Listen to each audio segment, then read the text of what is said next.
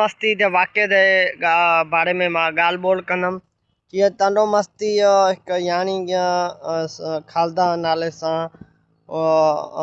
वालद रुबीना तंहिंखे विच घिटी में हज़ारनि मां हूंदे क़तल कयो वियो त हुन बारे में मां मज़ामत कंदुमि सख़्तु।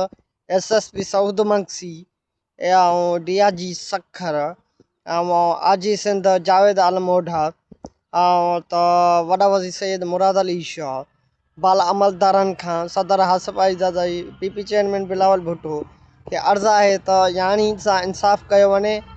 यानी खालदा नाले सां रुबीना त हुन सां यानी सां बेगुनाह काला इल्ज़ाम ते कूड़ो इल्ज़ाम ॾेई क़तल कयो आहे ऐं हुननि जी किथे क़तल में मुलवस आहिनि, किथे बि माण्हू तमाशा ॾिसनि पिया।